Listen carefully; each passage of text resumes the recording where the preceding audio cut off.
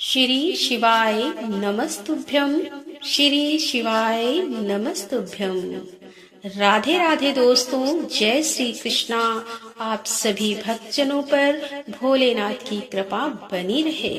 दोस्तों, सोमवार के व्रत को लेकर मानता है कि इस व्रत को करने से भगवान शिव अपने भक्तों की मुराद जल्दी पूरी करते हैं। सोमवार का दिन भगवान शिव को समर्पित है, इसीलिए इस दिन भगवान शिव की पूजा और व्रत करने का महत्व और ज्यादा बढ़ जाता है।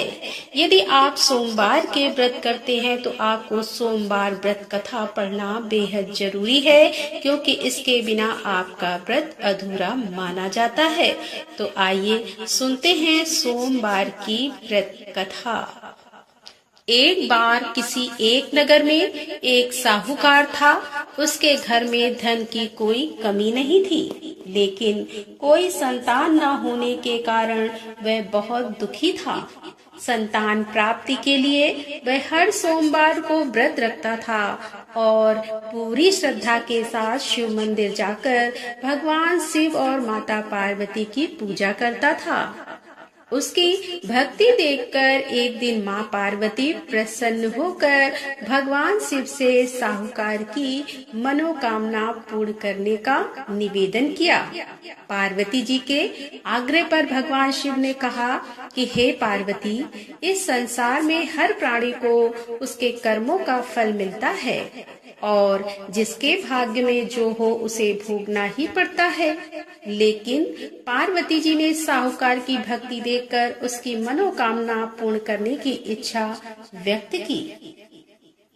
माता पार्वती के आग्रह पर शिव जी ने साहूकार को पुत्र प्राप्ति का वरदान तो दे दिया, लेकिन उन्होंने बताया कि यह बालक 12 वर्ष तक ही जीवित रहेगा।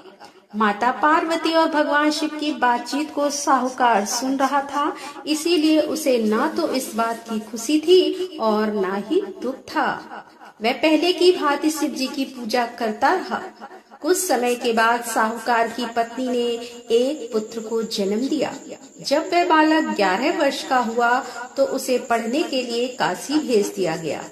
साहूकार ने पुत्र के मामा को बुलाकर उसे बहुत सारा धन देते हुए कहा कि तुम इस बालक को काशी विद्या प्राप्ति के लिए ले जाओ। तुम लोग रास्ते में यज्ञ कराते जाना और ब्राह्मणों को भोजन दक्षिणा देते हुए जाना। दोनों मामा भांजे इसी तरह यज्ञ कराते और ब्राह्मणों को दान दक्षिणा देते काशी नगरी निकल पड़े। इस दौरान रात में एक नगर पड़ा, जहां नगर के राजा की कन्या का विवाह था। लेकिन जिस राजकुमार से उसका विवाह होने वाला था वह एक आंख से काना था। राजकुमार के पिता ने अपने पुत्र के काना होने की बात को छुपाने के लिए सोचा, क्योंकि ना उसने साहूकार के पुत्र को दूल्हा बनाकर राजकुमारी से विवाह करा दूं, विवाह के बाद इसको धन देकर विदा कर दूंगा और राजकुमारी को अपने नगर ले जाऊंगा।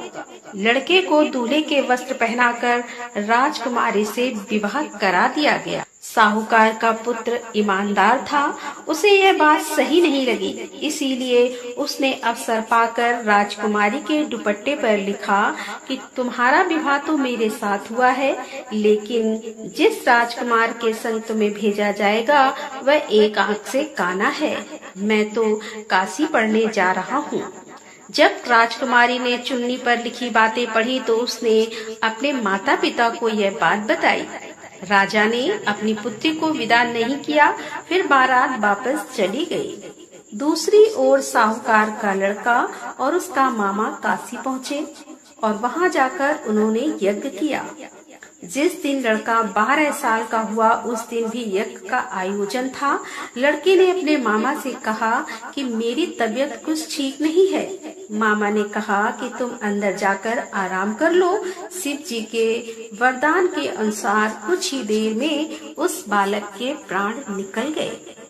मृत भांजे को देख उसके मामा ने विलाप करना शुरू किया।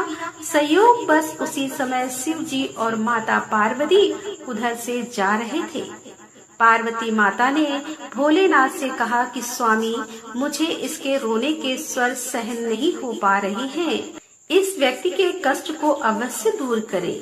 जब शिव जी मृत बालक के समीप गए तो वह बोले कि यह उसी साहूकार का पुत्र है जिसे मैंने 12 वर्ष की आयु का वरदान दिया था।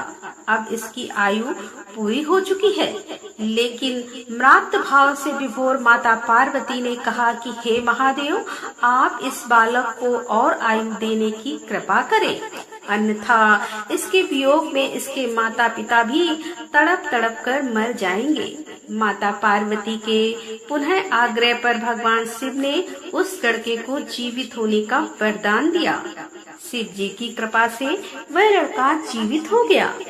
शिक्षा पूरी करके लड़का मामा के साथ अपने नगर की ओर वापस चल दिया। दोनों चलते हुए उसी नगर में पहुँचे जहाँ उसका विवाह हुआ था। उस नगर में भी उन्होंने यज्ञ का आयोजन किया।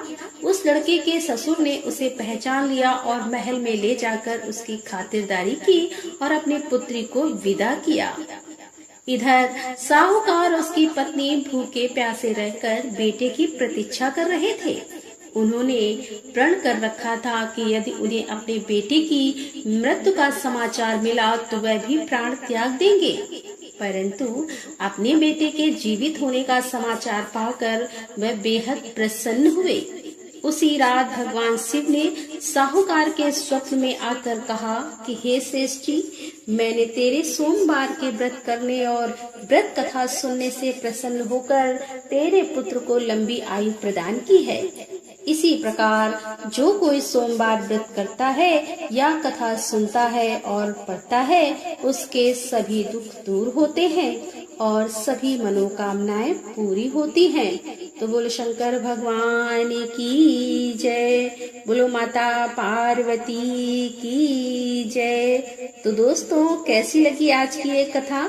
यदि कथा पसंद आई हो तो वीडियो को लाइक करें, दोस्तों के साथ शेयर करें और हमारे चैनल पर पहली बार आ रहे हैं और अभी तक आपने हमारे चैनल को सब्सक्राइब नहीं किया है तो कृपया हमारे चैनल को सब्सक्राइब कर लें। मिलते हैं अगले वीडियो के साथ। तब तक के लिए राधे राधे, जय श्री कृष्णा, हर हर महादेव, जय भोलेनाथ की।